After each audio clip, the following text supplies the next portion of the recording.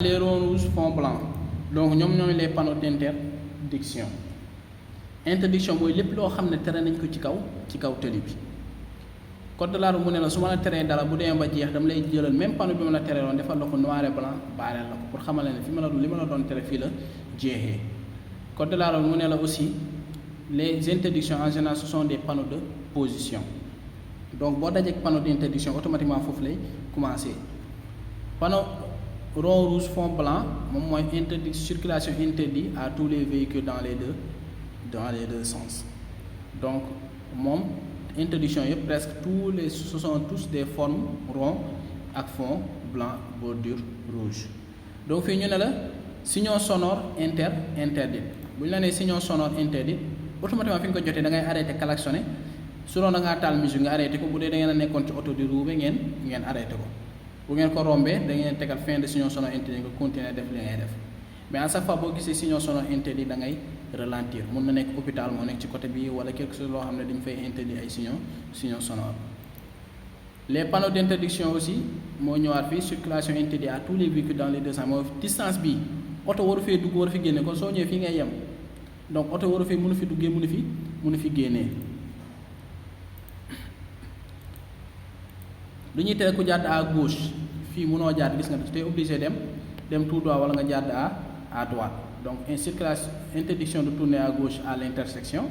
donc mënoo jàdd à gauche soit nga dem tout droit wala nga jàdd à droite da ngeen gis ñu tegaleen fa panneau sens interdit.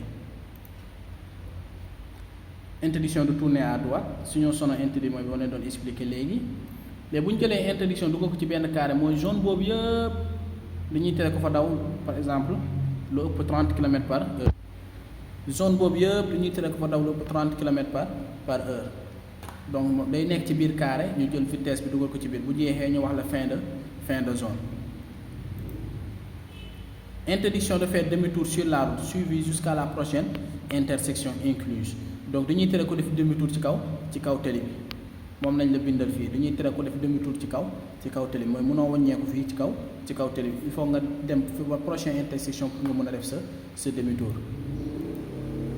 Interdiction de dépasser tout véhicule à moteur autre que ceux de deux roues sans sidecar mooy mënoo fee doubler mënoo fee def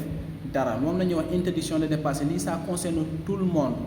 Interdiction de dépasser tous les véhicules à moteur autre que ceux de deux roues sans sidecar moto yi mën nga leen doubler vélo yi mën nga leen doubler cyclomoteur yi mën nga leen doubler mais automatiquement mu am sidecar mënatoo ko doubler. Donc bu dee poids lourd bi dañu leen a interdiction au poids lourd de dépasser tous les véhicules à moteur à l'exception des deux roues sans sidecar fii poids lourd yi lay waxal bu dee poids lourd yi kese lay waxal bu ñu doubler donc ñoom waruñoo dépasser mais ku yor oto bu ndaw mën nga dépasser. Arrêt au poste de police wala arrêt au poste de douane wala arrêt au poste de gendarmerie donc loolu da ngay appliquer gestes yi agent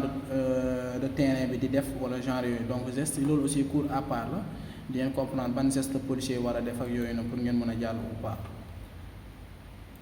Interdiction de rouler à plus de 50 km par heure tere nañ la nga daw lu 50 km par heure. Accès interdit à tous les véhicules à moteur mooy dañuy tere lépp lu am moteur di fi circuler lépp lu am moteur di fi circuler duñ ko fiy tere léegi fii accès interdit aux véhicules à moteur à l'exception des cyclomoteurs gis ngeen bi yoon boole wuñ ci cyclomoteur alors fii ci kaw amoon na cyclomoteur mais bi yoon boole wuñ ko fi donc dañuy tere lépp lu am moteur di fi circuler bu mu des cyclomoteur. dañuy tere cycliste di fi circuler dañuy tere cyclomoteur di fi circuler dañuy tere motocyclette yi di fi circuler. dañuy tere oto bu lenge caravane buy peser lu ëpp 250 kilos di fi circuler donc loolu la dañuy tere oto bu lenge caravane peser lu ëpp 250 kilos di fi circuler panneau bi ci biir mooy dañuy tere nga jàll si yoon bu xat bi te mayoo ñi dañoo ñu jàll ba pare mooy loolu mooy lan mooy gis ngeen yoon bi ñaari oto mënuñu fay xej donc bu ñu accès man awma priorité gis nga donc damay taxaw kii moo am priorité tegal nañ ko panneau d'indication bu koy xamal ne moo am priorité donc on reprend pour ngeen gën a mën a comprendre donc accès naa si yoon bu xat bi. oto bule bi day taxaw man ma taxaw man nee nañ ma waruma jàll si yoon waxat bi dañu may tere ma jàll fii te mayuma kii di ñëw mu jàll ba pare léegi kii di ñëw moom aussi day am panneau bu koy xamal ne moom moo war a njëkk a jàll mooy panneau bi gis ngeen bu bule bi panneau bi lay am pour xamal ko ne moom moo war a njëkk a jàll donc moom bu jàllee ba pare ba jàll si yoon waxat bi man si laay soog a mën a tourner bu dee oto ñëwul ma dem donc j'ai pas la priorité ngeen bàyyi ci xel bu amul priorité bul xëccoo. fii ñu ne la tere nañ oto bu yaatuwaayam toll ci 2,5 mètres di fi jaar accès interdit aux véhicules dont la largeur de chargement y compris dépasse 2,5 mètres sa largeur mën na ko bañ a mot nga yeb ci marchandise bu ko ëpp donc yow doo fa mën a jaar. gis ngeen suuf pont bi teg nañ fi hauteur bi ñu ne la tere nañ oto bu kayawaayam toll ci 3,8 mètres di fi jaar chargement y compris gis ngeen distance bii nii boo fi dépassé sa oto bu dépassé lii doo fi mën a dugg parce que entre pont la wala quelque chose wala genre petit tunnel. accès interdit aux piétons mooy di ñuy tere nit ñi di fi dox. interdiction de circuler sans maintenir un intervalle d'au moins 70 mètres mooy oto bi nekk sa kanam da nga ko war a may distance de 70 mètres bul ñëw coller oto bi de trop da nga koy may une distance de 70 mètres. accès interdit dont la nature est indiquée sur le panneau par exemple fii day changer mën nañ la accès interdit aux troupeaux accès interdit aux animaux de compagnie accès interdit aux day varier mais bu jeexee aussi dinañ la ko wax. accès interdit aux véhicules à traction animale mooy di ñuy tere charrette yeeg lépp loo xam ne day takk mala di fi jaar. accès interdit aux véhicules dont la longueur dépasse 10 mètres chargement y compris mooy guddaayu oto bi. donc fii accès interdit aux véhicules de transport de marchandises oto yëpp marchandises dañu leen di tere fii. accès interdit aux véhicules à bras mooy pousse-pousse yeeg brouette yeeg yooyu noonu dañu leen fiy tere. accès interdit aux véhicules de transport en commun ñoom aussi dañu leen fiy tere. accès interdit aux véhicules agricoles ñoom aussi duñu leen fi tere donc nga yor brouette wala nga yor pousse-pousse yëpp waroo fa mën a jaar bu ñu la tegalee panneau bi. accès interdit aux véhicules transportant des marchandises susceptibles de polluer les eaux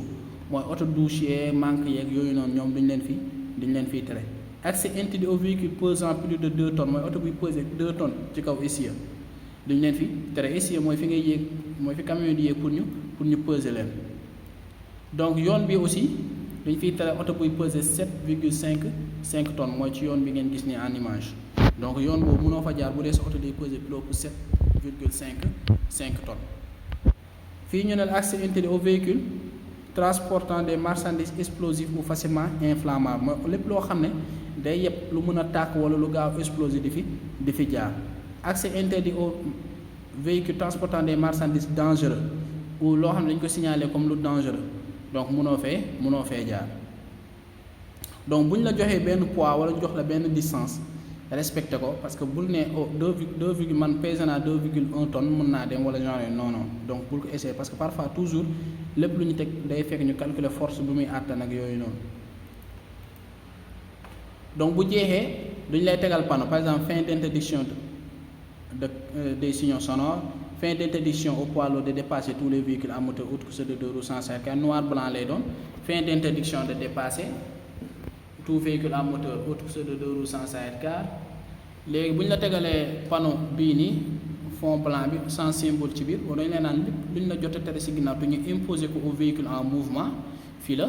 jeexee lépp lu ñu la jot a tere ci ginnaaw te ñu imposer ko au véhicule en mouvement fii la jeexee ba mu des moom du jeexal yi parce que yi ñooy jeexal seen bopp di ngeen ko gis. yii ñooy jeexal seen bopp donc ñoom exception la mais lépp lu ñu la jot a tere ci ginnaaw te ñu imposé ko au véhicule en mouvement fii la jeexee mais moom du jeexal arrêt ak